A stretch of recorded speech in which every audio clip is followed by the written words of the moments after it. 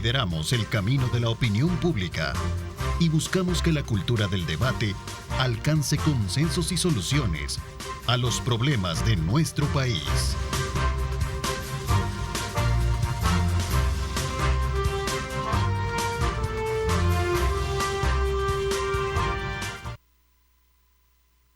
Son las 6 de la mañana con 32 minutos. Gracias a Luis José Samayoa y también a Luis Ernesto Mendoza por esa importante información que nos dan desde muy tempranas horas de la mañana a través de Telenoticias Megavisión. Vamos en esta mañana del lunes 18 de marzo, como siempre, a desearle el mejor de los éxitos para la presente semana. Recuerde colocar a Dios en el centro de sus actividades para que todas aquellas metas, todos aquellos proyectos que usted contemple en su agenda puedan cumplirse.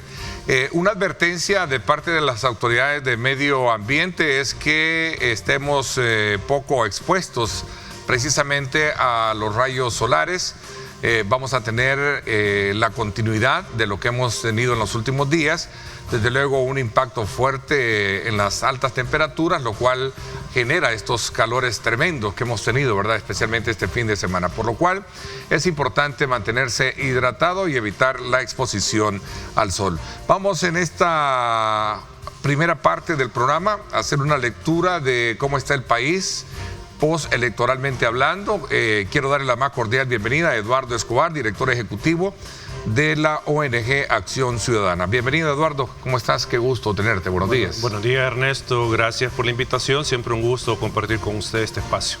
Después de un evento electoral como el que hemos tenido, en el que ha dejado, desde luego, extrañados a propios y extraños por algunos resultados, yo creo que también tú tienes una lectura, y lo hemos estado viendo a través de los informes que ha dado la organización para la que trabajas, en el sentido de hacer valoraciones generales y también puntuales de cómo fueron estos eventos electorales, Eduardo.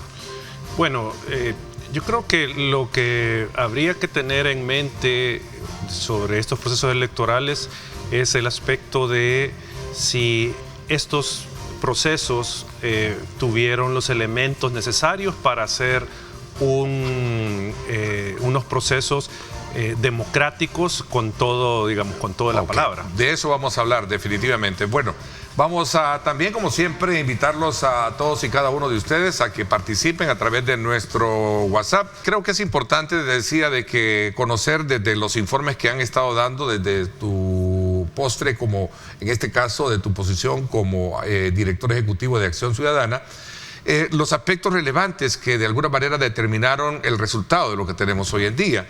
Y hay aspectos que sin duda alguna representan un reto desafiante para el país.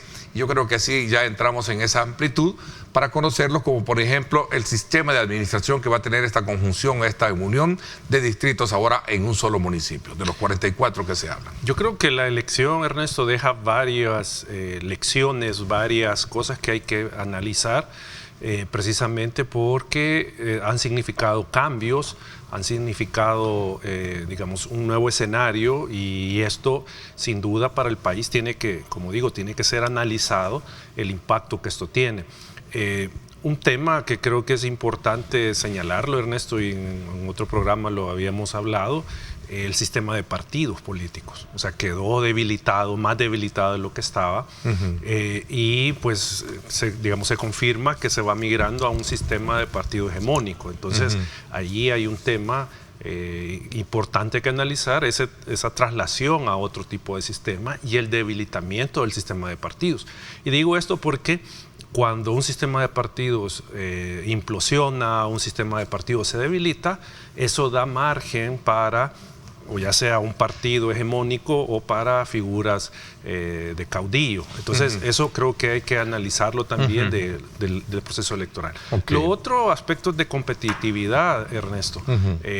Estamos hablando de que, como en toda elección, siempre el partido oficial tiene una ventaja, tiene siempre todo el aparato de Estado trabajando para que se agencie una victoria electoral el partido. Entonces eso de nuevo se repite, solo que con el agregado de que los partidos de oposición se han visto limitados en aspectos financieros. No tuvieron en su momento financiamiento público, no tuvieron financiamiento privado en la cuantía que antes se tenía, entonces ese es otro aspecto. Y el último, Ernesto, el tema de la reforma electoral. O sea, son elementos que están ahí. Se trastocó el sistema electoral y esto obviamente tuvo un impacto en la distribución del poder. Ok, veamos un poquito. En la primera etapa tú hablas sobre el sistema de político o el sistema de partidos políticos que da paso a lo que sería una nueva era de un sistema de partido hegemónico, ¿no? Que podría caer en algún momento en caudillismo.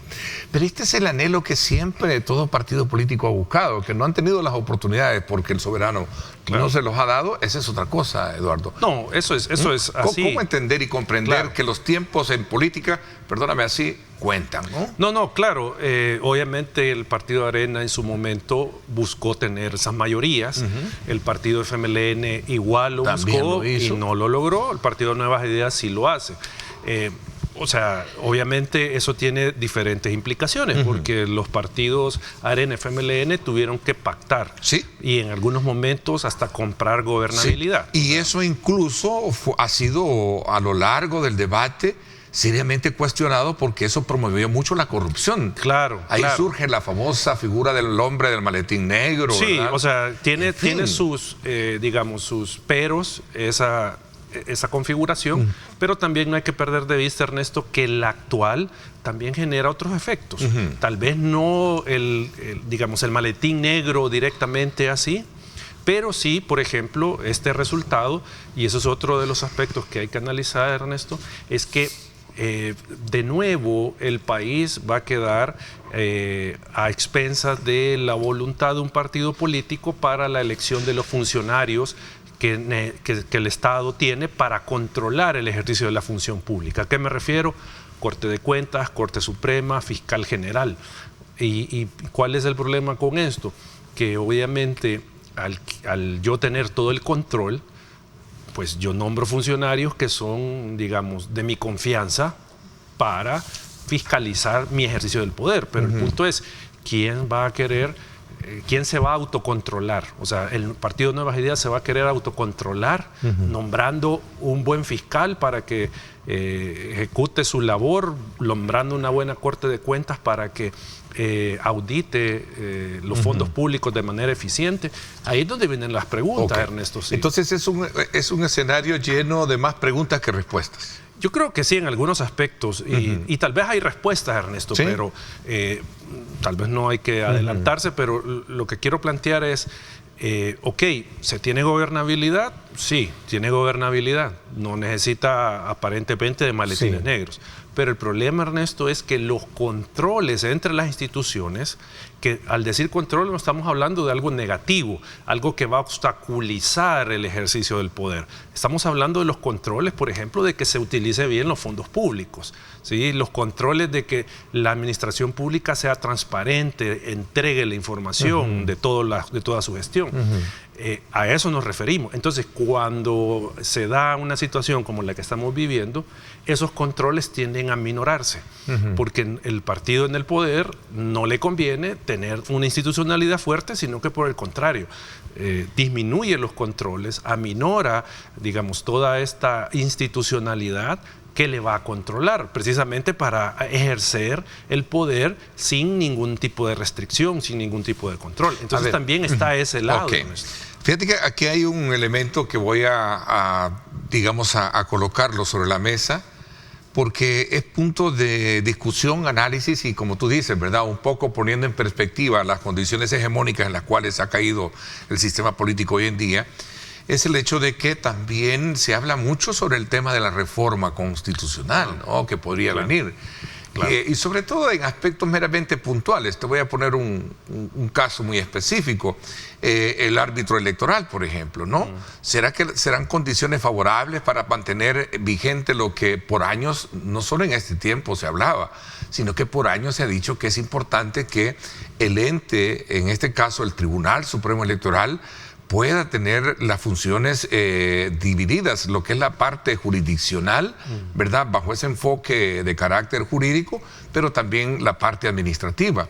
Eso no es cosa nueva, ¿no? No. ¿Será que también ahora estaríamos viendo en ese horizonte situaciones de esta naturaleza, Eduardo? Ernesto, yo creo que hay que enmarcar, digamos, el proceso que estamos viviendo. Y es un proceso, obviamente, de tránsito de una democracia imperfecta, una democracia electoral, hacia un sistema autoritario. Eso es lo que estamos viviendo, ¿sí? Ya vamos a ver si es autocracia o en qué se va a convertir, pero en esa medida, una de las etapas de ese proceso es precisamente el cambio constitucional, es cambiar la Constitución, cambiar las reglas, cambiar el límite o el ejercicio de los derechos, cambiar los procedimientos que establece la Constitución, los procedimientos políticos que establece, cambiar las atribuciones de las instituciones, cambiar las instituciones. Eso, digamos, es lo previsible en este momento, o sea, que eso es lo que viene.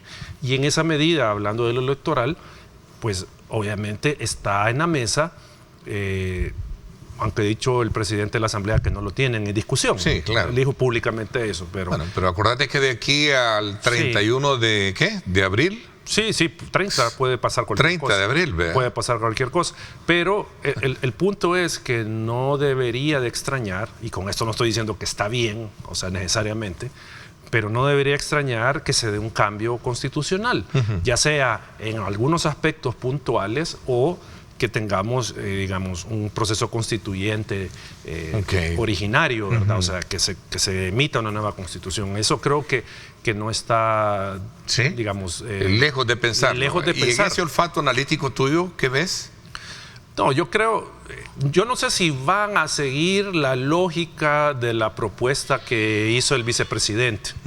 No sé si van pero a esa es seguir. una nueva constitución, entiendo, ¿no? Sí. Creería yo, ¿no? Lo han manejado como una reforma, pero cambia mucho.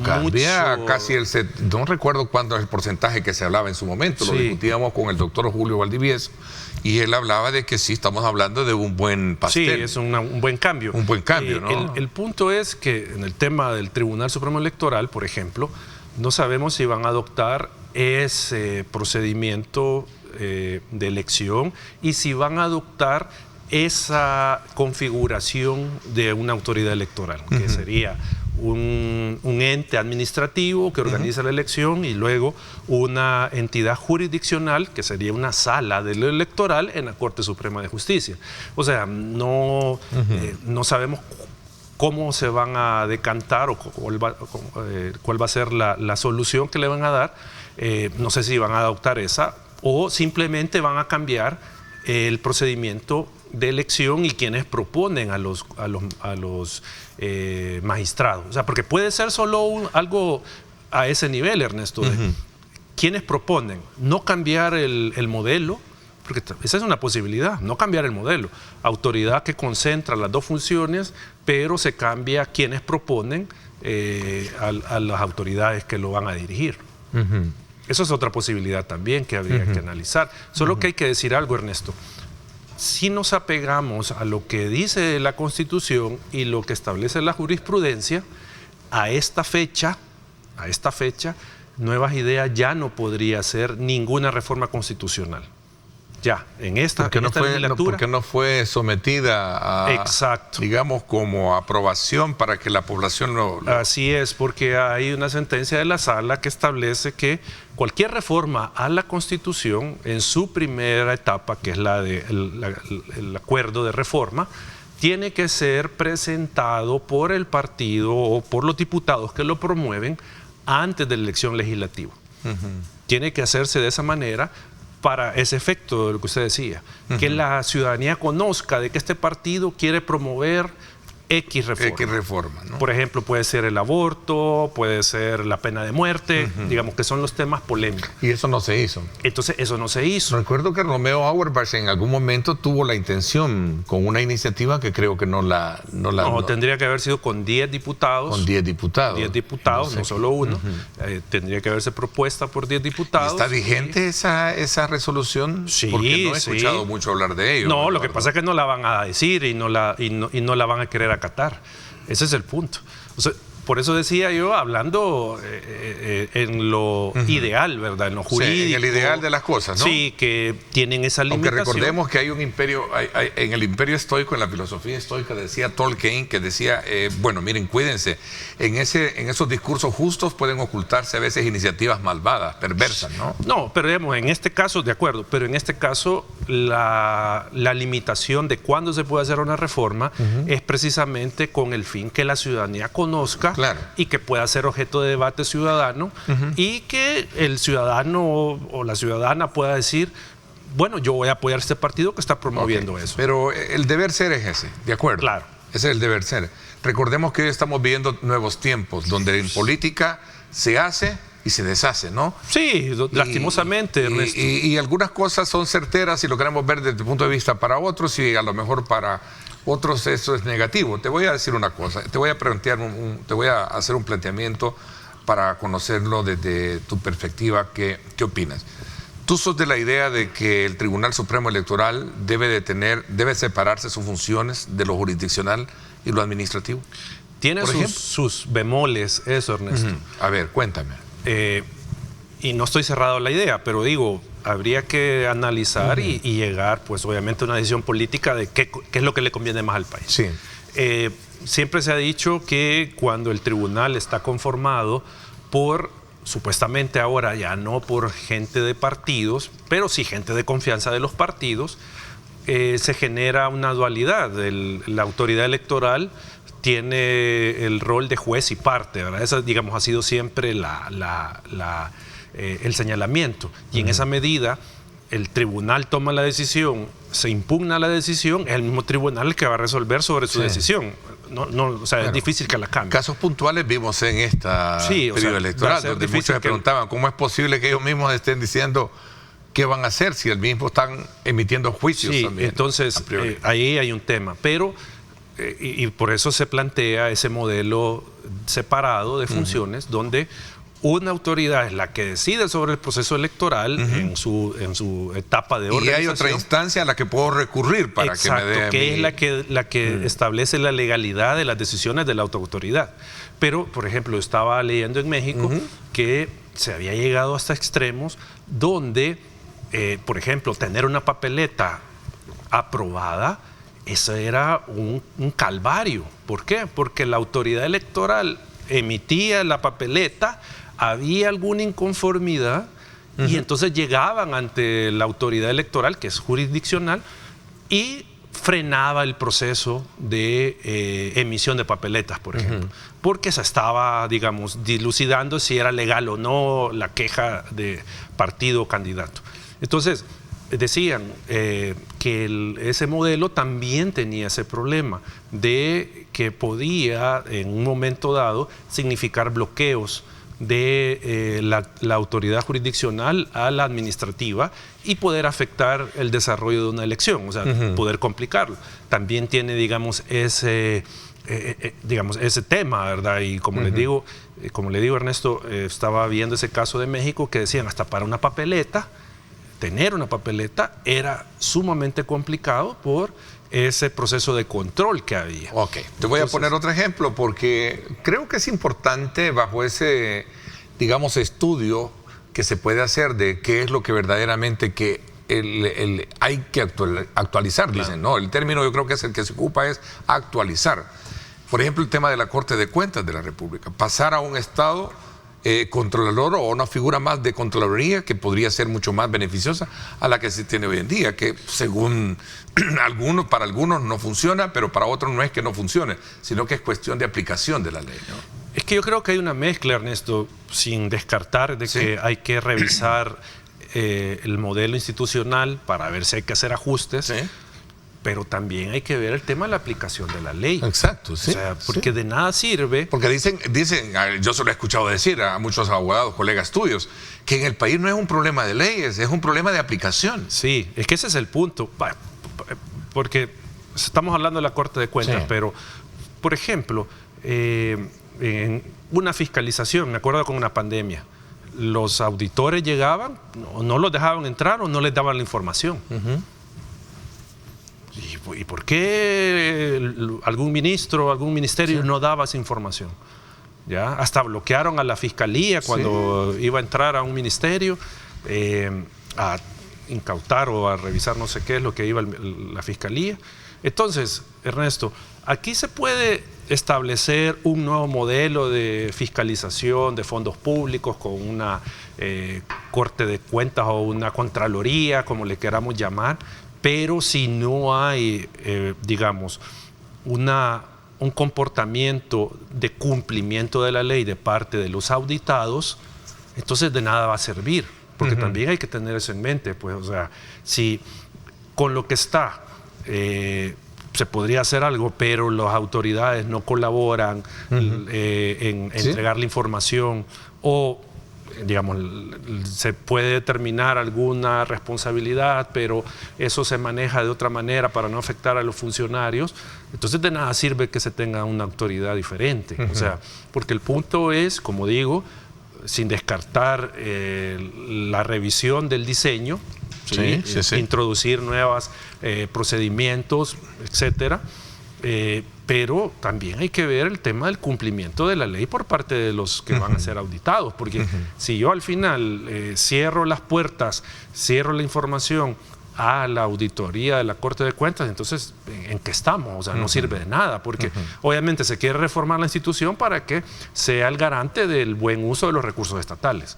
Pues sí, pero si yo no dejo que auditen bien, o yo tengo gente afín a mi partido en la Corte de Cuentas, entonces ¿yo qué voy a auditar? ¿Cómo voy a tener garantía a la ciudadanía? ¿Cómo vamos a tener garantía de que se ha auditado adecuadamente la cosa pública? O sea, es sumamente complicado pensarlo en esos términos. Por eso es necesario, más allá del diseño institucional, obviamente la aplicación de la ley y tener personas con cierto grado de independencia en las instituciones.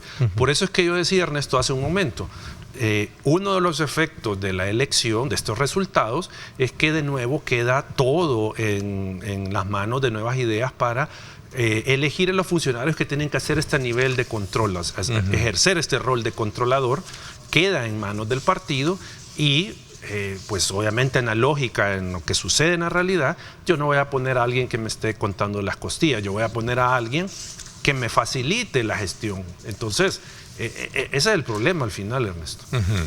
Bueno, apartando un poquito digamos, reto desafiante, diría yo, para el país, porque muchos que sí creen, de hecho, veíamos la opinión de varios juristas que son de la idea de que la Constitución de la República debería de actualizarse, ¿no?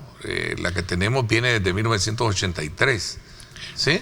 O sea, eso es relativo, Ernesto. ¿Sí? Estados Unidos tiene una Constitución de 1800. Y adaptarla a los nuevos tiempos, ¿sí? Y la Constitución de Francia igual, o sea... Y son intocables, ¿no? Y ahí están. O sea, eso de que es algo vieja la Constitución, eso es relativo, Ernesto. O sea, el punto es que hay una serie de procedimientos para actualizar la Constitución sin tocar su texto. Eso lo hacen los tribunales de justicia. Hay una versión más allá arriba de esa discusión, ¿no? De que sí existen canales sin necesidad de irse tan al extremo, diría yo, ¿no? Y tuvimos la muestra en 2009-2018 con la Sala de lo Constitucional, que amplió algunos, discutible, pero amplió, digamos, lo que entendíamos por algunos conceptos constitucionales sin tocar el texto. Entonces, eso de que hay que actualizarla, yo esos discursos no me los creo, Ernesto. No te convence, ¿no? El punto, Ernesto, es que obviamente el proyecto político o político personal que tenemos como gobierno necesita una constitución, necesita su constitución y por eso la van a modificar. No porque vamos a actualizar la constitución, no. ¿Y no lo ves tú correcto desde tu perspectiva, no? Yo no estoy cerrado a que se revise la Constitución y se adecue lo que se tenga que adecuar. O sea, claro, eso yo creo que no se puede estar en contra de, pero el punto es el sentido, el objetivo de esta reforma. O sea, en realidad pensar en modificar la Corte de Cuentas es para que sea más efectiva en la fiscalización o es para tener más control de la institución. ¿Ya? O solo es para algo cosmético, para hacer creer de que sí se está cuidando el dinero público.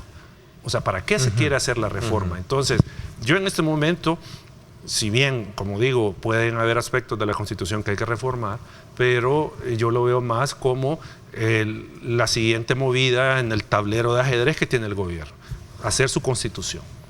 ¿Cuál es el reto, digamos, que tú logras visualizar, o los retos que debe de tener esta nueva configuración legislativa, Eduardo? Si lo vemos, ya hablamos un poquito en la puntualidad sobre lo que se habla, se menciona, se discute, que es el tema de las reformas, pero si no es así, digamos, ¿qué es lo que realmente podríamos esperar de esta nueva Asamblea Legislativa? Donde ya a tu criterio pues podría ser que estás de alguna manera dándole el aval, no aval, sino más bien considerando de que sí, es cierto, la existencia de un partido hegemónico, es decir, mayoritario, que en su momento, pues ahí están, ¿no? Claro. El número de diputados, ¿verdad? Sí. Yo, en realidad, de la Asamblea, en términos de institucionalidad democrática, no espero mucho, Ernesto. O sea, yo no espero mucho de esto.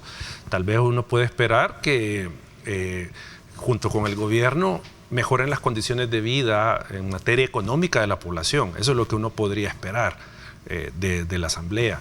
Como digo, en términos de institucionalidad democrática, yo no le veo mayores posibilidades a la Asamblea Legislativa, porque ha tenido una visión, digamos, a mi juicio equivocada en términos de institucionalidad, ¿sí? En términos de institucionalidad. Por ejemplo, nombramiento de funcionarios. Ha repetido los mismos vicios de legislaturas anteriores. Lo mismo han hecho. No hay transparencia, no hay elección en función del mérito, sino que es la conveniencia política, no son procesos que indaguen en realidad, digamos, las características de la persona, el perfil. Entonces es lo mismo que hicieron antes, ¿ya? Y por eso decía, Ernesto, que tiene ciertas particularidades el momento. Allá era ponerse de acuerdo con maletines, aquí no, aquí es, no necesito el maletín, pero en términos de institucionalidad no están aportando, ¿ya? O sea, están cometiendo los mismos errores de las legislaturas anteriores, poniendo gente afín al partido, no gente con la capacidad, con la idoneidad necesaria para ejercer el cargo.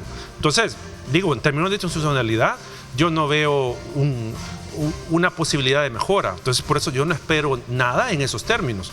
Al contrario, yo creo que van a haber más reversiones. Ok. Voy a hacer una pausa. Cuando regresemos, hablemos un poquito también de esta nueva configuración en la que entra la administración municipal. ¿Cómo harán los alcaldes para administrar los municipios si no podían con uno? Y ahora, ¿cómo será la administración teniendo a otros anexos? Esa es una pregunta que se ha hecho mucho hoy en día. Sectores que se han estado examinando el tema de esa apuesta de desarrollo local que ha sido ausente y que de alguna manera influyó muchísimo a la hora de hacer evaluaciones por parte de la población para no darle el aval a los alcaldes, ¿no? Claro. Me gustaría que habláramos de esto cuando regresemos. Son las 7 de la mañana en punto. Gracias a usted por estar con nosotros.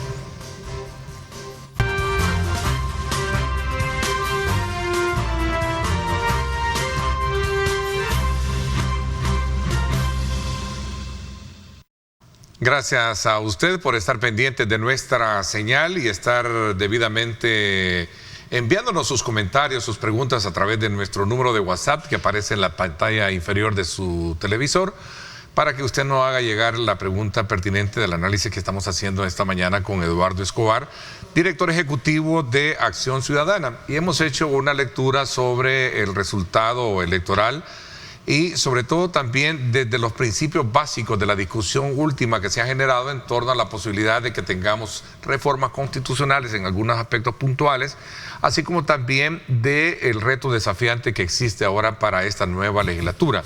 Pasamos a examinar ahora otro actor importante de las modalidades generadas en esta nueva elección, que es el tema de los 44 municipios, ¿sí?, y convirtiendo al resto en distritos. ¿Cómo harán los alcaldes para administrar los municipios si antes era difícil con uno, no digamos ahora tener 3, 4, 5, hasta 19, creo que tiene uno allá en Chalatenango? Sí. ¿Qué piensas? ¿Cuál es la la valoración que tú tienes con relación y qué estudios han hecho para poder de alguna manera tener elementos de juicio y someterlos a consideración esta mañana. Eduardo. Bueno, en primer lugar, Ernesto, creo que esta situación que van a enfrentar las municipalidades hay que enmarcarlo dentro de ese proceso que comenzó el gobierno de, voy a decirlo de una manera, desmontarle un poco la autonomía municipal. Porque esto comenzó con el recorte del FODES, siguió con el tema del ADON, que es la que se encarga de hacer la obra pública a nivel municipal. Entonces, el que ahora se enfrenten las municipalidades a una nueva realidad donde van a tener más territorio, más población, más necesidades que atender, con menos recursos o con limitados recursos y dependiendo de la autoridad del Ejecutivo, entonces no se ve un panorama desde la óptica del desarrollo local, no se ve un panorama favorable, sino que se ven muchos retos, muchos desafíos y creo que muchos problemas para que desde lo local se pueda generar desarrollo. O sea, porque hay que verlo desde esa perspectiva, Ernesto. Habrán las condiciones para que desde las comunidades, desde lo municipal se pueda desarrollar el país.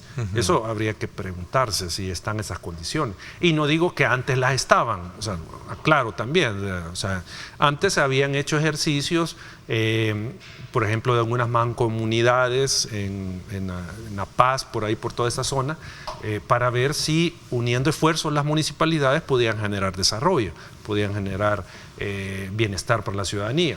Pero, digo, este proceso que se está viviendo y que digamos, voy a decirlo así, concluye o es otra etapa más con la reestructuración municipal, lo que plantea es una serie de desafíos, sin duda. ¿Cómo van a ser las municipalidades? Y yo todavía no tengo claro, en realidad, cómo van a ser, por ejemplo, en términos jurídicos. Habría que ir a revisar la ley, qué es lo que establece, pero el punto es qué ordenanzas, qué tasas municipales, qué impuestos municipales van a estar vigentes el primer día que comiencen las nuevas municipalidades. Y digo esto porque si ese día yo tengo que ir a pagar una certificación de partida de nacimiento, ¿cuánto voy a tener que pagar? ¿Lo mismo o voy a tener que pagar una tasa? ¿Cuál va a ser la tasa o lo que voy a tener que pagar, por ejemplo? Entonces hay una serie de digamos, desafíos y de dudas de cómo las municipalidades van a comenzar a operar el primer día. Y con esto obviamente no quiero decir de que no era necesario hacer una revisión de las municipalidades, pues si en realidad tenía sentido tener algunas municipalidades que no eran autosostenibles, si era necesario eso, pero el punto es la forma atropellada en que se hizo esto, sin discusión, sin debate, que de hecho en algunas encuestas la ciudadanía sí resentía el cambio a nivel municipal, lo resentía en mayor porcentaje que lo que resentía el cambio de los diputados, ¿sí? Porque obviamente ahí implica afectarle algo a la ciudadanía, sí, o sea, al ser el cambio. Entonces hay varias dudas, Ernesto, que vamos a ver si los consejos que han sido nombrados tienen o van a tener esa capacidad de, digamos, solventar todos estos problemas que van a tener de entrada.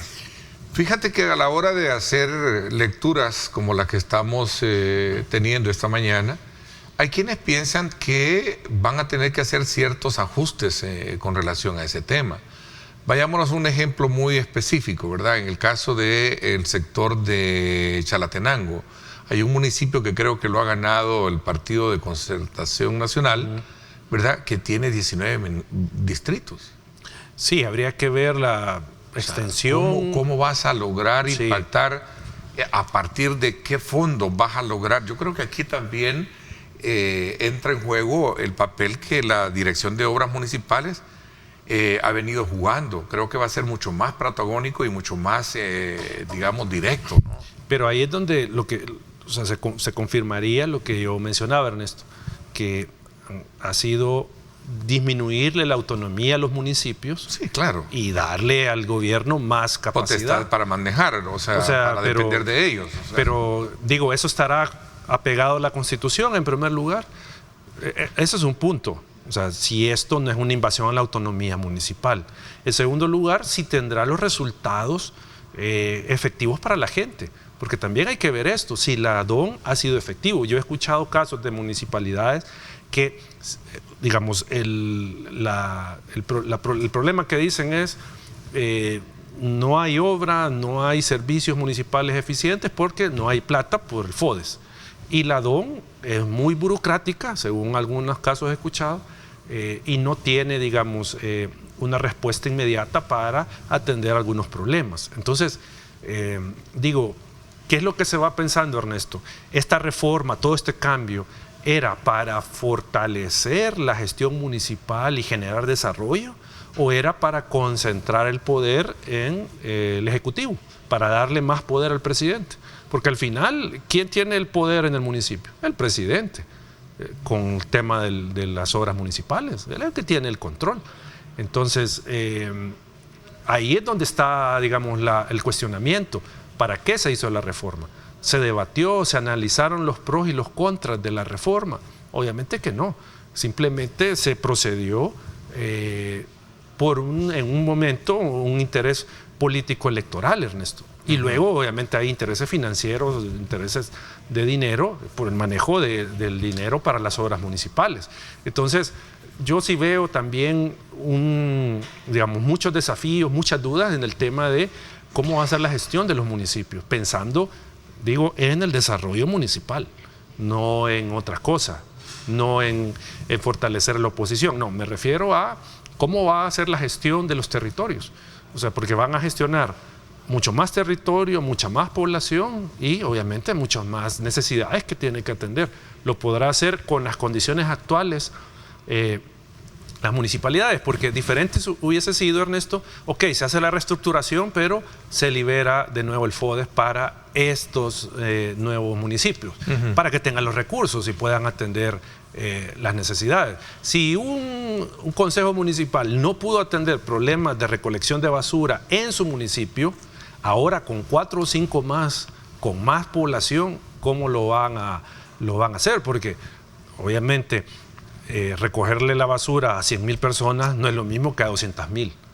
O sea, las capacidades son diferentes, la logística es diferente, todo, o sea, es diferente cuando hay más población, hay más territorio. ¿Cómo voy a hacer yo para recibir la efectiva gestión municipal frente a mis necesidades para compartir, pagando, siendo cumplidor de toda mi, digamos, cuestión tributaria, para que otro que no genere esa contribución tenga los mismos, digamos, beneficios? O sea, esa equiparación, como tú dices, viene siendo como las grandes preguntas que se hacen, ¿no? Y o sea, ¿quién va a asumir esa responsabilidad de poder llevar una efectiva administración municipal frente a otros municipios que a lo mejor no son también tienen sus complejidades? Claro. No, y es que en el fondo esta reforma de reestructuración municipal, todo este cambio, Ernesto, lo que hizo es que volvió o diluyó ese vínculo de representación, ¿sí?, entre el consejo, el alcalde y la comunidad. O sea, antes podía representar a X cantidad de población este consejo, este alcalde. Ahora, como tiene mucha más población, ese vínculo se hace más amplio. O sea, ya represento a muchas más personas, tengo que atender las necesidades de muchas más personas. Entonces, digamos, es más difícil cómo establecer esa relación. O sea, la rendición de cuentas ahí se vuelve más compleja, ya de que, o sea, no es lo mismo que yo tenga, voy a decir algo, la población de 20.000 personas, ¿sí?, que estas comunidades sean bastante activas, que pidan rendición de cuentas, que sean bastante fiscalizadoras del ejercicio del poder que hago yo como alcalde, por ejemplo, a que tengamos 100.000, y ahí se hace más difuso el tema de la rendición de cuentas. O sea, yo le respondo a todos y a nadie, por ejemplo. Entonces ahí la vinculación, ese tema de confianza, ¿sí?, de cercanía entre un funcionario y su comunidad se diluye, y entonces nos quedamos con una situación donde la que pierde al final es la comunidad. Veamos el otro ejemplo más específico, más claro, Eduardo. San Salvador Centro, por ejemplo. Sí, o sea, no me recuerdo cuánto la complejidad de la administración de mexicanos no es la misma a la que pueda tener otro municipio de los va a Ayutustepeque, Ciudad Delgado y mexicanos, ¿verdad? Mexicanos, Cucatancingo. Eso va para el centro. Solo el municipio de San Salvador, que es el más poblado, tiene problemas. Ya tiene problemas, por ejemplo, el estado de las calles, la recolección de basura, todo eso.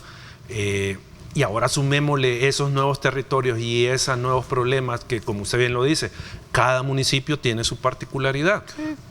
La naturaleza de sus problemas hay algunos denominadores comunes, ¿verdad? Claro. O sea, factores pero de común. Ahí es donde viene el punto, Ernesto, que no sé, yo creo que esto no lo pensaron. Yo creería que no pensaron todos estos aspectos. Pero ¿por qué crees tú que no lo pensaron si esta ha sido una discusión no nueva? Esto viene, si lo que pasa es que regresamos al tema de lo que hablamos, si es que lo que pasa es que los tiempos actuales son diferentes a los que... Es que lo que pasa, ¿verdad? Ernesto... Si esta es una discusión que corrió Arena también en su momento, ¿te recuerdas? Lo hizo el Frente, nada más que le cambiaron nombres, ¿verdad? Sí. A sus estudios. Es que lo que pasa, Ernesto, es... ¿Qué tipo, y por eso digo esto, qué tipo de proceso fue? Fue un proceso participativo, de discusión, de diálogo, donde participaron diferentes... No, o sea, fue una decisión legislativa que se adoptó y punto. Ya, entonces, y como digo, a mi juicio era por la urgencia de la elección, porque perdían... ¿Tú crees que detrás de todo esto había ya una previa lectura del impacto que iban a tener? Sin duda. En términos de votos. Sí, ya tenía. Y al verse en esa desventaja, dijeron, hagamos esto cuanto antes para poder mantener el control. Exacto. Eso es lo que tú logras ver. Pasándose por delante lo que tú hablas, el tema de la autonomía, en el caso del ejercicio municipal. No les importó el tema de la autonomía, sino que lo que necesitaban era reconfigurar para tener un resultado electoral favorable, ¿sí? Que es el resultado menos favorable para el partido. ¿Sí? Porque obviamente a elección presidencial y legislativa no hay discusión del impacto. Aquí ganaron mayoría, pero no como en la legislativa y la presidencial. ¿Ya? Entonces había un cálculo, sin duda, del partido y por eso hicieron el cambio. Entonces, en esa medida no es un tema, Ernesto, pensado para o en función del interés de las municipalidades, de la población de las municipalidades, sino que era un tema electoral. Ok, ¿podría ser, digamos, respaldado tu argumento con el simple hecho de ver que estos municipios emblemáticos, San Miguel los pierde Sonsonate, pierde en este caso Antiguo Cucatlán, que era la Libertad ¿verdad? Y casos, Ernesto, donde eran alcaldes de Nuevas Ideas, perdieron el municipio, pero como se va a convertir en distrito, entonces gana la elección. Por ejemplo, Ilopango. Ilopango perdió Nuevas Ideas, pero gana el municipio completo por Soyapango y no me acuerdo quién. Tonacatepeque. Sí, que están ahí. Tonacatepeque, San Martín. ¿Verdad? Creo que eran los otros dos. Y hay varios casos similares donde el alcalde del municipio pierde en su municipio. Entonces, Ernesto, como digo... O sea, tú ves que aquí había un frío cálculo ya de la situación, ¿no? Todo estaba fríamente calculado, ¿no? Como dice el humorista mexicano. Porque como digo, Ernesto, si esta era la idea del gobierno para mejorar el desarrollo local y mejorar el desarrollo del país, esto se hubiese comenzado a discutir hace 2, 3 años, ¿sí? Con la participación de diferentes sectores, academia, comunidades, para, digamos, tener un mayor consenso en la reforma, pero no se hizo así. Entonces, por eso digo, y esto es lo que deja todas estas preguntas de cómo lo van a hacer y cuál va a ser el impacto real en el desarrollo local. Porque eso es lo que hay que medir, Ernesto, después.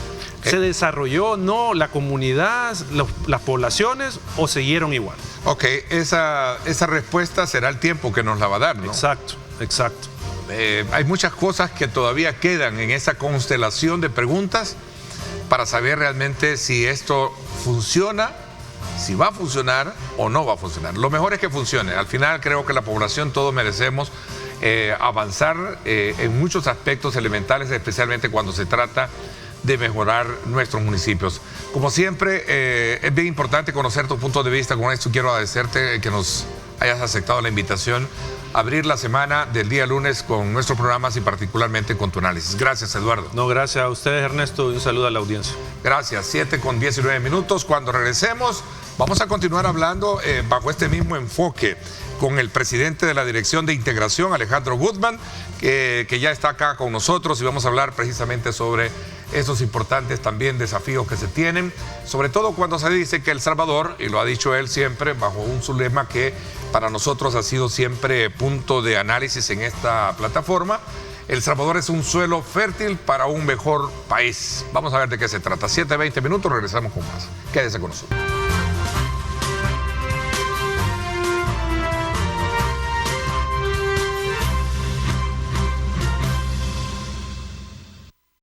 Bueno, gracias nuevamente por estar con nosotros. Gracias a Rommel Hernández, periodista, que nos dio este importante avance de noticias a esta hora de la mañana. Y en la continuidad, nosotros del programa, en la segunda parte, quiero darle la más cordial bienvenida a Alejandro Guzmán, presidente de la Dirección de Integración. Muchísimas gracias por acompañarnos. ¿Cómo estás, Alejandro? Qué gusto, como siempre, tenerte en el programa. Muchas gracias, Ernesto. El gusto es mío. Muy contento de estar aquí. Un saludo a la audiencia. Así que muy feliz de empezar la semana con usted. Una de las cosas que siempre admiro, aprecio, bueno, de las muchas de tu trabajo, es que siempre vienes con un mensaje optimista, ¿no? Sí, bueno... Optimista desde el punto de vista de que hay que hacer esto, ¿no? Sí. Manos a la obra. En ese sentido, sí, siempre... Manos a la obra. Aún con altibajo, no es el caso este, ¿no? Claro. Pero estaba pensando en el pasado, pero definitivamente hay mucho por hacer, mucho por reconstruir. El pueblo está ávido de necesidades y de la... De ver un cambio en todo esto. Sí, Contame, absolutamente. desde que fuiste nombrado por el presidente de la República como presidente de esta Dirección de Integración, ¿qué has hecho? Bueno, hemos estado creando, luego de aquella reunión tan importante que tuvimos a finales del 2022, el presidente, digamos que puso todo a disposición como para que vayamos desarrollando a la institución. Recordemos, a aquellos que no lo saben, que se promulgó la ley, se sancionó la ley del Sistema Nacional de la Integración, y en dicha ley se crea la Dirección de Integración. El presidente me nombra como presidente, el presidente de la Nación, Nayib Bukele, me nombra como presidente de honor de dicha institución, y desde ese momento me da carta blanca y otorgándole un lugar pero muy importante a la institución en lo que en lo que viene en los próximos años. Le ha dado un lugar, un rol preponderante a todo este tema del desarrollo. Ha elegido un camino mucho más largo, un camino mucho más difícil, pero un camino verdaderamente de desarrollo, y no un camino que vaya tapando agujeritos y como se vienen haciendo desde hace tantas décadas, o como se hizo durante tantas décadas en este país y en tantos otros países. Así que vamos dándole forma a la dirección. Es una dirección que necesita de un muy buen material humano. Lo vamos logrando. Vamos llevando a cabo una cantidad de proyectos para probando. Yo los voy llevando un poco de manera adelantada y corriendo con el tiempo para saber de qué material está hecha la dirección, y estoy muy feliz con toda la gente que allí trabaja y que se ha ido incorporando con un compromiso, con una actitud y aptitud muy buenas. Así que eso me tiene muy contento, más la suma de las instituciones públicas que se van sumando y privadas, ¿no? Que ahora tienes, digamos, a la mano. Bueno, ¿no? el presidente ha dado ese... ¿Cuál es tu materia prima? La materia prima es la gente en las comunidades. Los problemas de la comunidad a los cuales tienes que llegar con esto. Eso es lo más. Mire, si al cabo del tiempo nosotros logramos que la gente realmente participe y se movilice en búsqueda del desarrollo, habremos hecho, habremos dado un paso fantástico para el país, para las comunidades y para cada uno de los salvadoreños que ha querido o que quiere involucrarse. Ese cambio de chip es absolutamente fundamental. La participación y la movilización en busca del desarrollo, salir de... Hoy es un día, hoy estamos viviendo una etapa maravillosa en el sentido de seguridad, donde la gente puede transitar libremente, donde la gente se entretiene, donde la gente juega, donde la gente puede ir de un lado al otro, ser visitado y visitar.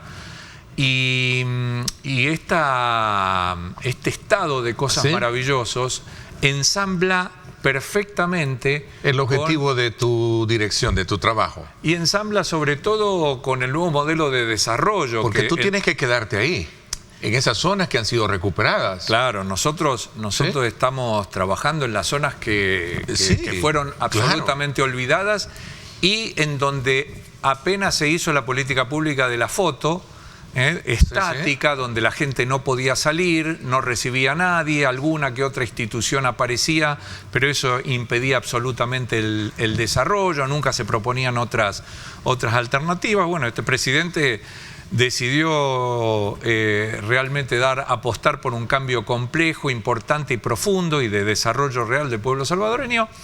Y entonces como le digo, este ensamble de un estado de seguridad combinado con un nuevo modelo de desarrollo donde la gente ya puede salir de sus comunidades y va en busca de otros ámbitos, de otras comunidades, va conociendo, va respetando, se va familiarizando, se va educando, va empezando a participar y a conocer y a romper los embudos junto a las otras instituciones que también se van sumando, más los proyectos que nosotros tenemos.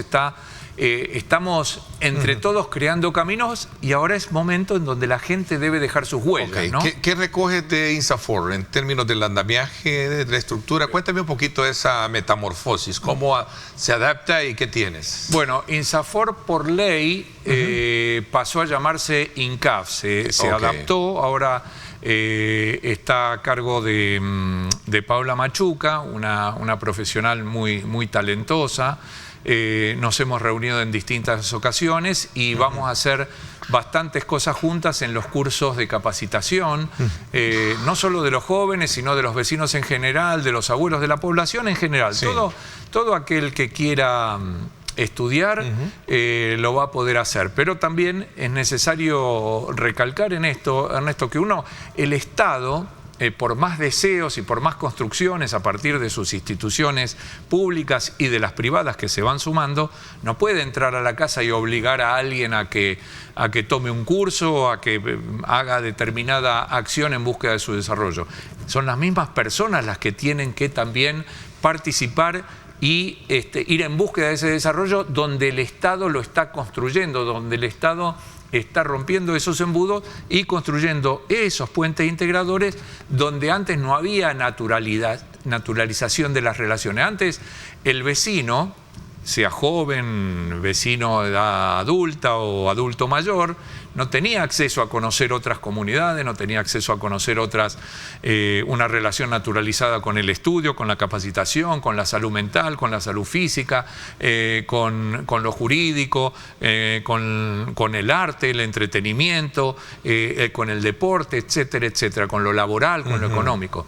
Entonces hoy lo que se crean es, lo que nosotros intentamos permanentemente es utilizar todos los recursos que existen en un país que son maravillosos y que esto lo venimos diciendo hace muchísimos años y hoy a disposición y más alineados, entendiendo de qué se trata esta integración, aparece el Ministerio de Salud, que hace un trabajo maravilloso a cargo del ministro Alavi, aparece el ministro de Gobernación también haciendo un trabajo excepcional, la gente de las universidades, que ya son muchas las que se van alineando. Y hoy tienes recursos para trabajar, ¿no? Claro, porque toda la plata de INSAFORP siempre va a un fondo común. No, el dinero de INSAFORP se repartió Ok, sí. Y a nosotros que se dio las partidas a varios. Claro, a nosotros. ¿Tú cómo quedas? A nosotros nos quedan 20 millones para realizar los distintos proyectos, los 8 proyectos que llevamos adelante, más 3 millones de dólares para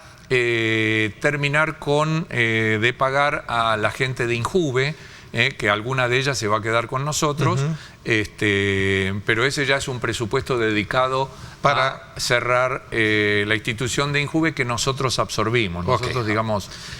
Déjame hacer una pausa y seguir hablando de cuáles son esos proyectos de los cuales tú hablas y que dices que el país, El Salvador, es un suelo fértil para crear un nuevo país, ¿sí? ¿Te parece? Con mucho gusto. Vamos a hablar de eso cuando regresemos, 7:34. Gracias por estar con nosotros.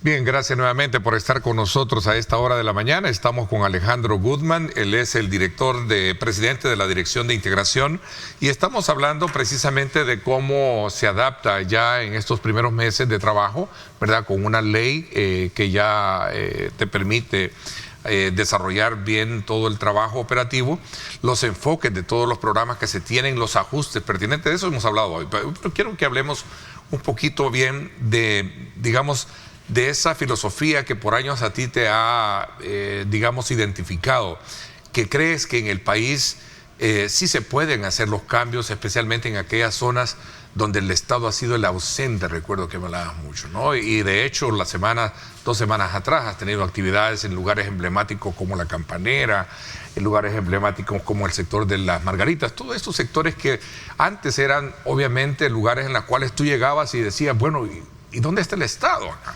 ¿Sí? ¿Y dónde está el Estado? Y uno podía entender la poca participación.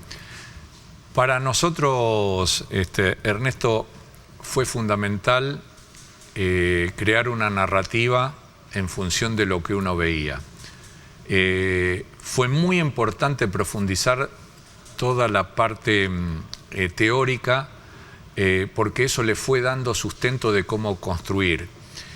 Después tuvimos la suerte de que un presidente tuviera la voluntad política de llevar esto adelante, porque tratar la temática de la pobreza, en donde un país ha quedado olvidado por décadas y décadas y ha muerto mucha, pero mucha gente, no solo por la violencia, sino también sin poder disfrutar un poco de la vida.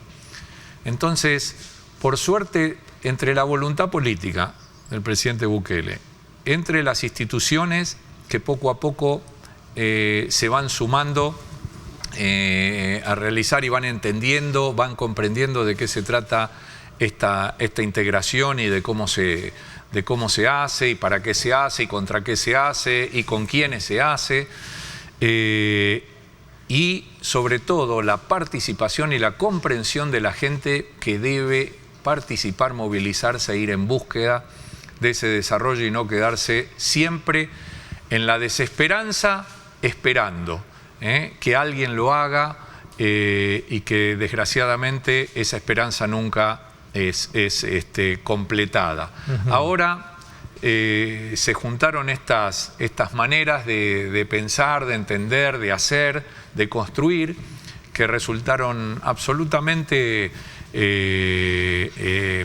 digamos, que empatizan absolutamente y se complementan a la maravilla. Y gracias a eso, bueno, uno va descubriendo esos recursos maravillosos que siempre hablamos desde hace muchísimos años que tiene el país y que nunca se habían utilizado. Para eso se utilizan los recursos maravillosos, para construir y naturalizar esas relaciones y procesos integradores que antes no existían. Antes no existía, Ernesto, la relación entre las escuelas y las universidades. Si usted no tiene una relación entre ambas y los chicos no pueden acceder, no se imaginan, no empuja la escuela, no empuja la familia, no empujan ellos mismos, y no hay una universidad que está deseosa y que tiene en su mirada y en su búsqueda y en su filosofía la posibilidad de albergar a tantos miles y miles de jóvenes que viven en las comunidades y que no tuvieron a familias profesionales, sin eso era imposible encontrar el desarrollo. Y lo mismo con las escuelas técnicas. Entonces hoy ya hay una relación, empieza a haber una relación naturalizada con las escuelas técnicas, con las universidades. Firmamos ya la semana pasada con la Universidad Pedagógica 300 becas, firmamos la semana pasada con UNIVO, Universidad de Oriente, 300 becas, mañana firmamos con la UMA también 300 becas y posteriormente a la tarde con la Politécnica. Hoy, saliendo de acá, me reúno con otra universidad, pasado con otra universidad también. O sea que, y muchas escuelas técnicas que me voy a encontrar en los próximos días y semanas. O sea que ya estamos hablando de miles y miles y miles de oportunidades solo en un aspecto. Y esto va para todos los aspectos que hay en la vida, proyectos que tienen que ver con el arte, con el entretenimiento, una relación, y gracias al Ministerio de Cultura, que nos hemos reunido la semana pasada, el jueves o el viernes de la semana pasada, y que fue un encuentro realmente estupendo, donde ponen todo a disposición con la mejor buena voluntad, para que la gente pueda acceder al teatro, a los museos, a los parques, con la gente del Ministerio de Turismo, con lo mismo. Entonces, todas esas relaciones, nosotros llevamos 10.000 personas, Ernesto, el año pasado, ¿sí?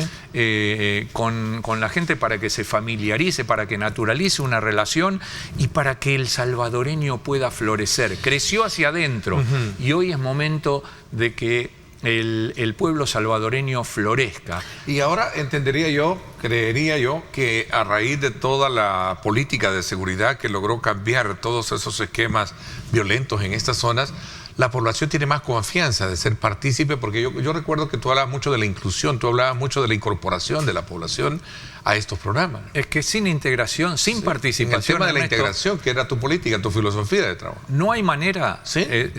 Ahora es mucho más fácil ver a esa gente integrada que pasa de una zona a otra zona, en estos que mencionábamos, la campanera, perdón un poco, pero ese fue el estigma que se tenía antes, ahora es otro... es otro mundo, ¿no? Entiendo. Usted sabe, ¿sí?, que tenemos 20 años de construcción. Sí. Claro, ahora con un Estado las posibilidades son infinitas, ¿no? Y para mostrar una muestra, el fin de semana anterior, en la Campanera, se dieron 990 atenciones, 1000 atenciones solamente en dermatología y en oftalmología y optometría. Y acompañó mucho la gente de CONAMIPE, muy bien, la gente de la Procuraduría General, excelente, la gente de CONAPINA, extraordinaria. Y llegaron, fíjese este detalle, Ernesto, eso ya de por sí es un hecho histórico. Reunir en la Campanera, se lo digo por experiencia, por 20 años, jamás había visto ni... Cuando era un logro en la Campanera, podíamos hablar de reunir la gente, no se animaba. Si reuníamos 100, era un festival. Ahora fueron 10 veces más, 1000 personas, de las cuales el 40% llegaba de otros lugares, de alrededores, de Las Margaritas, de Bosque del Río, de Montes 4, etcétera, etcétera, de San Antonio. Esto es un hecho histórico en el país. Y al día siguiente, MinSal dio 2 servicios también y un agradecimiento a toda la gente del Ministerio de Salud, a Fosalud, etcétera. Dio odontología y medicina general y se realizaron 1.274 atenciones también con otras organizaciones como las que mencioné recientemente. Esto donde el 40-45% de la gente también provenía de otros sectores. Esto es algo maravilloso, esto es algo que demuestra que la gente está ávida de participar, que va en busca de su desarrollo, que vamos a ir creando esos puentes integradores como aquellos que creamos tenuemente entre las escuelas y las universidades cuando hacía años podían ingresar ya de a cientos.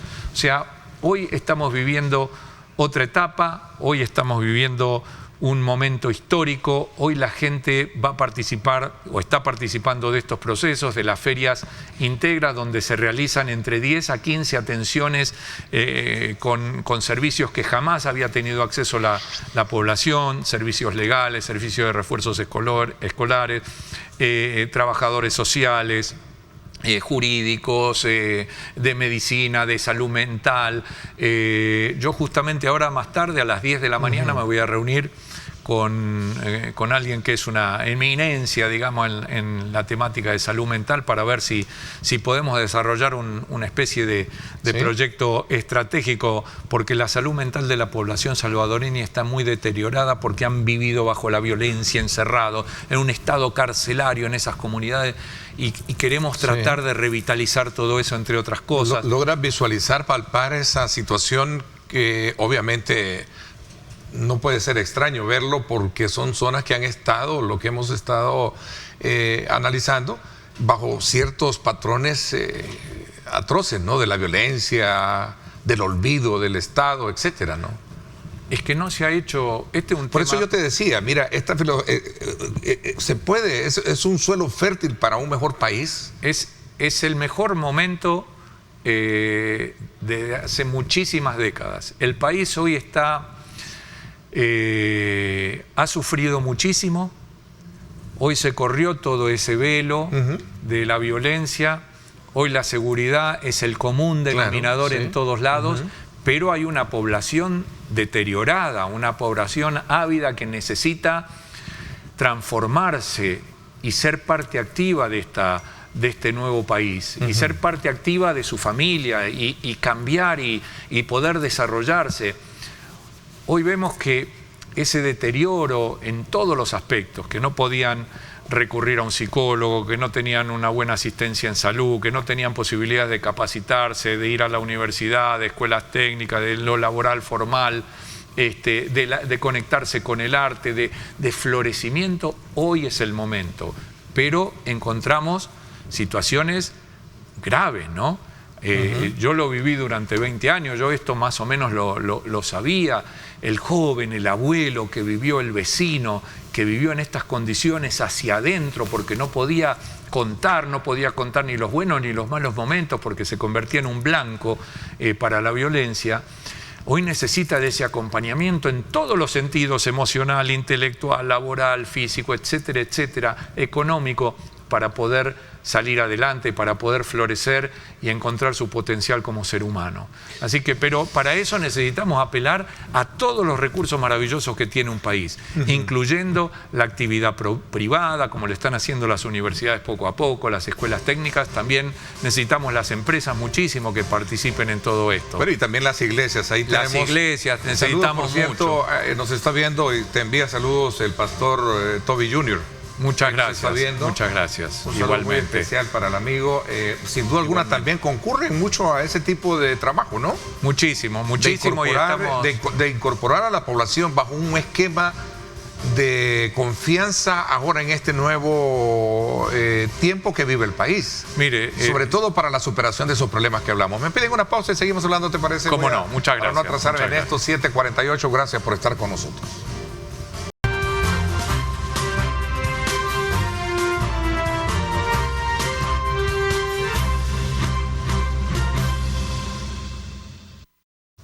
Bien, gracias nuevamente por estar con nosotros. Vamos a aprovechar estos minutos para ir siendo de nuevo puntual sobre esos agentes importantes que también acompañan esta filosofía de trabajo que ahora se te encomienda al frente de la Dirección de Integración y tu calidad como presidente.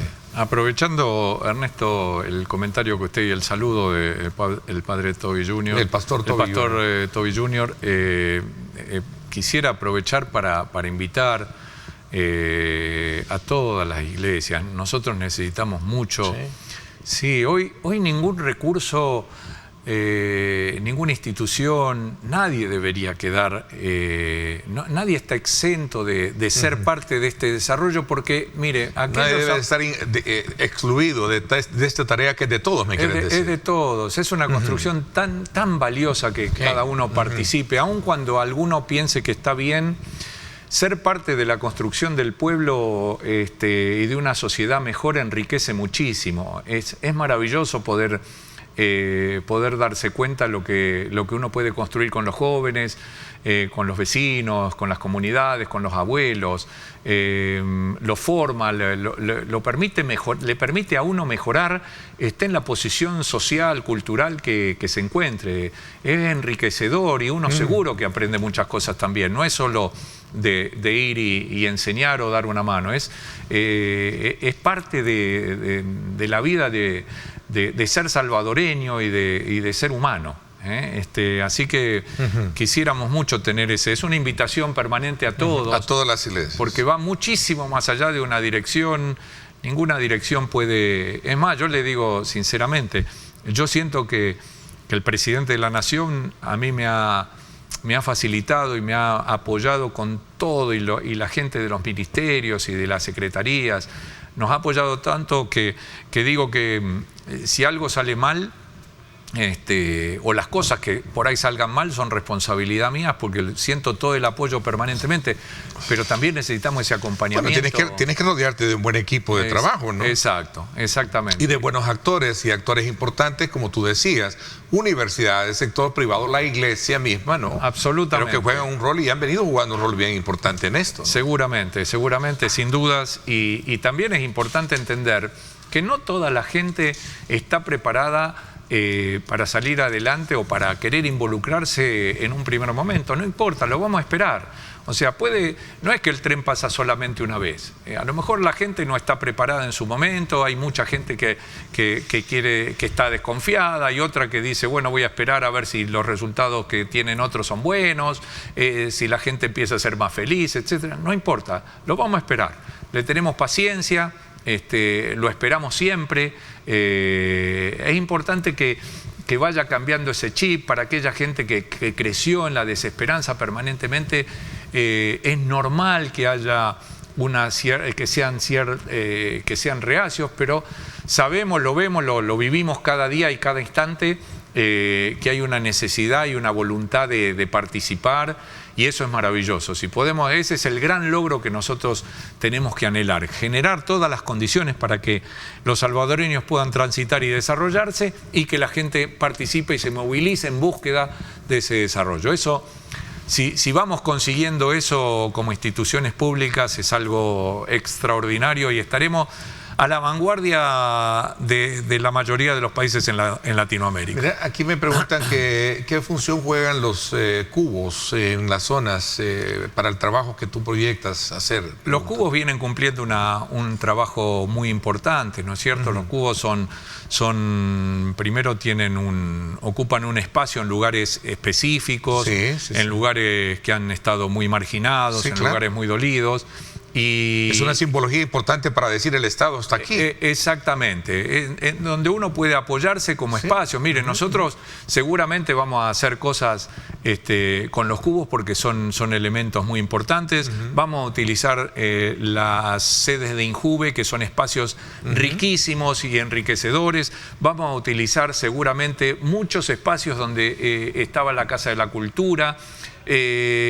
Algunos estamos tratando de cerrar, por ejemplo, para comentarle, un espacio maravilloso que es el de Fusalmo, y estamos en tratativas para poder cerrarlo. O sea, los espacios cumplen un rol fundamental en el desarrollo. Incluso vamos a ver si la Casa de la Integración también la sumamos allá en Santa Eduviges, para que sea parte de toda esta formación, educación y actividades y proyectos que estamos llevando a cabo desde hace un tiempito. Ahora, cuando tú enfocas a ver ese proceso de formación, de integración, de inclusión, de integración, ¿cómo ves la currícula educativa del país? Porque creo que ese es un factor importante que no puede pasar por alto a la hora de examinar, bueno, qué tipo de joven estamos formando, ¿no? Para que sea parte de esa cultura que tú siempre has dicho, ¿no? Productiva. Yo creo que siempre hay lugar para mejorar. El país, como muchísimos países en Latinoamérica, tiene una gran deuda con la educación en esa materia. ¿Te has detenido, digamos, a examinar la currícula nuestra, si está adaptada a esa filosofía que tú planteas? Nosotros, mire, yo sé que el ministro está haciendo esfuerzos, lo conozco, es un hombre que hace muchos esfuerzos para tratar de generar los mejores beneficios. Formado allá por tus tierras. Sí. Fue formado en... Exacto, sí. ¿Su formación profesional? Sí. Y yo creo, bueno, ahora hemos hecho un convenio con el ministro de Educación, con el Ministerio de Educación, perdón, con el MINED, para que en otro de los proyectos que se llama Proceso Formativo y Continuidad Académica, que es otro más, se puedan desarrollar en horarios opuestos a la educación formal que ellos llevan a cabo con los bachilleres. Así que eso es parte de la educación y de la formación que ahora los jóvenes van a tener en muchísimas escuelas, en los 5 espacios integradores que estamos empezando a trabajar, en Soyapango, Ilopango, Panchimalco, Sonsonate, en el occidente, Chalatenango y en oriente con San Miguel. Y después, a mitad de año, seguramente ya nos iremos expandiendo en los distintos departamentos del país, pero todas estas actividades extracurriculares del proceso formativo que tienen que ver con el curso de ADN de la pobreza y de la cultura de la integración, que el chico se familiarice con su realidad, que explore, que trate de también ser parte de esa modificación de la realidad, va a visitar universidades, que antes había una desconexión tremenda con las universidades, va a capacitarse en las empresas, va a participar con la familia en todas estas actividades, va a visitar los espacios de teatro, de cine,